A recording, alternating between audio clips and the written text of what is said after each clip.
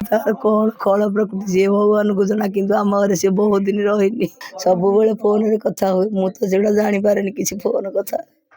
ମତେ ଯେମିତି ଦେଖିବ ଫୋନ ଟିକେ କାଟିଦବ। ପୁଅ ତ ସଦାବେଳେ ଘରେ ରହେନି। ନାଇଁ ଆମେ କିଛି ଜାଣିନଥିଲୁ, ଆମେ ତ କିଛି ଜାଣିଲୁନି ରେ ପିଲେ। ବାହାଘର କରିଥିଲୁ ତାକୁ ସଜେଇକିରି। ପୁଅ କହିଥିଲା ସିଏ ଭଲ ପାଇଛି ବୋଲି, ଆମେ ଯାଇକିରି ଭଲ ବାହାଘର କରିଥିଲୁ। ଆମେ ତ ଘରେ କେହି ନଥିଲୁ। ଯାଇଥିଲୁ ଝଗଡ଼ା ଝାଟି ବୋଲେ ଖାଲି କେତେବେଳେ କେମିତି କୁବୁଡ଼ା କରି ଟିକେ କହନ୍ତି, ତାପରେ ସାଙ୍ଗେ ଯାଇ ମିଶିବେ। ସିଏ ବି ଭଲ କଥାବାର୍ତ୍ତା ହୁଏ ଝିଅଟା। ତାର କଣ କଳ ପ୍ରକୃତି ସିଏ ଭଗବାନଙ୍କୁ ଜଣା, କିନ୍ତୁ ଆମ ଘରେ ସିଏ ବହୁତ ଦିନ ରହିନି। ଗଲା ଦଶମଙ୍ଗଳା ଦିନ 2 ମାସ ରହିଲା ତାଙ୍କ ମନ ଇଚ୍ଛା।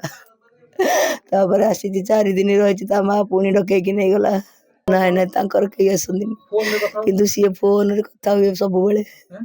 ସବୁବେଳେ ଫୋନରେ କଥା ହୁଏ, ମୁଁ ତ ସେଗୁଡ଼ା ଜାଣିପାରେନି କିଛି ଫୋନ କଥା।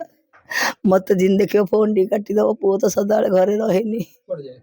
ପୁଅ ବାହାର ତାଳଚେରରେ ଥିଲା। ପୁଅ ତାଳଚେରରେ ରହୁଥିଲା ଯାଇକି। ପୁଅ ସପ୍ତାହକେ ଥରେ 2 ଥର ଆସୁଥିଲା ଘରକୁ। ସେ ଫୋନ କରିବ, ମତେ ଦେଖିଲେ ଫୋନ ଟି କାଟିଦବ, ଅଲଗା କଥାବାର୍ତ୍ତା ହବ।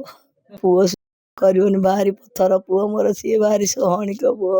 ମୋ ମା ହିସାବରେ ଚାହୁଁଛି ମୋ ଗୋଟିକିଆ ପୁଅ ଯେମିତି ମତେ ଛଡେଇ ନେଲା। ମୋ ପୁଅକୁ କିନ୍ତୁ ସେ ଆଖି ମିଳୁ, ମତେ ଆଉ କିଛି ଦରକାର ନାହିଁ। ତାକୁ ମିଳୁ, ମୋ ପୁଅକୁ ନ୍ୟାୟ ମିଳୁ।